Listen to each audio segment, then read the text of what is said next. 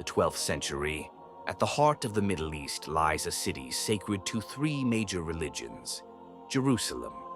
For Christians, it is where Christ was crucified. For Muslims, it is the site of the Prophet's night journey.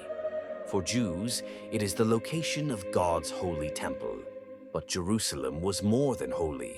It was soaked in blood and ambition.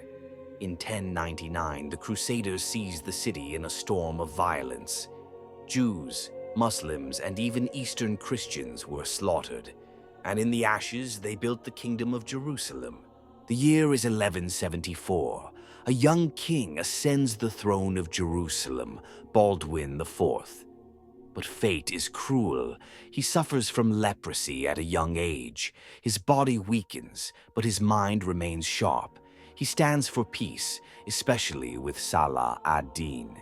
Yet within the Crusader court, there are others with different ambitions.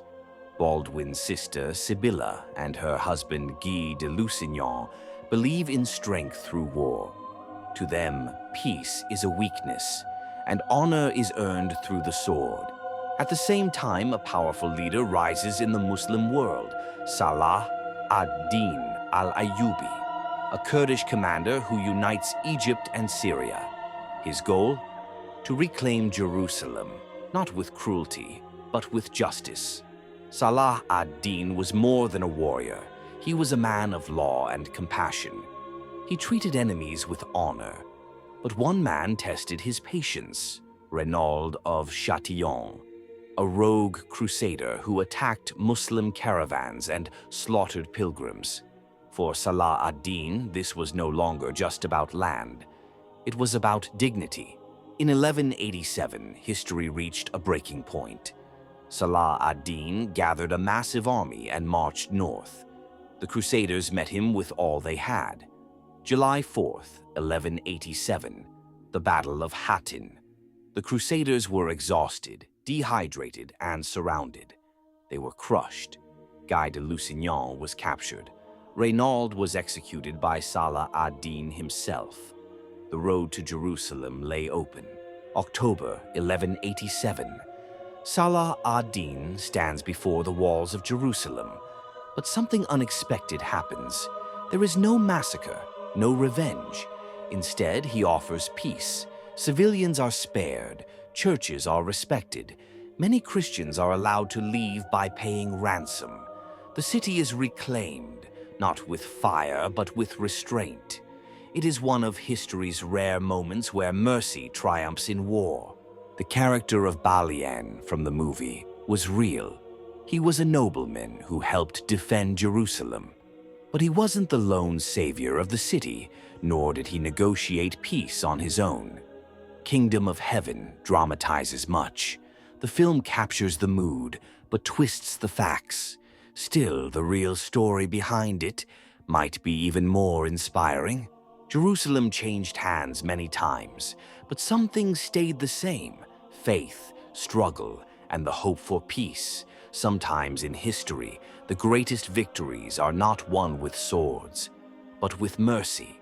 And sometimes the greatest kingdom is the one built in the hearts of those who choose compassion over conquest. The Crusades embedded a powerful East-West divide in historical memory. In many parts of the Middle East, the term crusader is still used to describe Western military or political interventions, often with negative connotations. It recalls an era when Europe sent armies to the Islamic world not just for religion, but for conquest.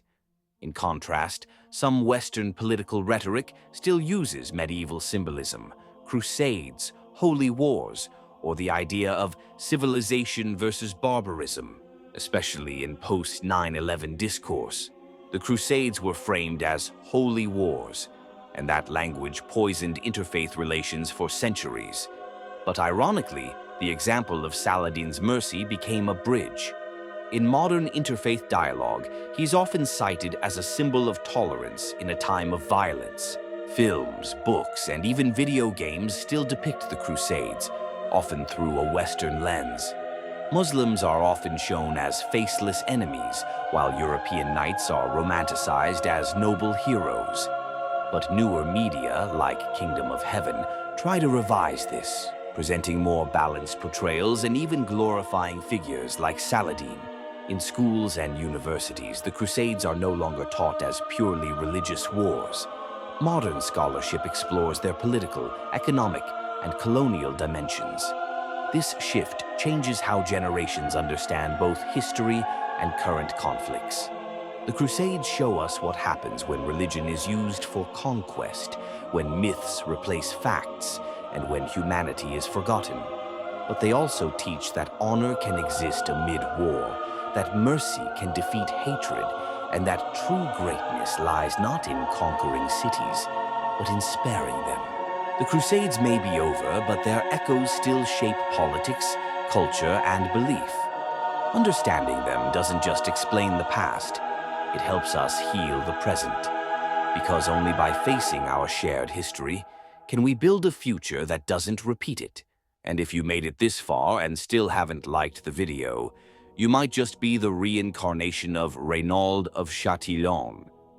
So do the right thing, be more like Saladin, show mercy, hit that like button, subscribe, and maybe even share it with your army. Thanks for watching, noble knights and queens of the algorithm.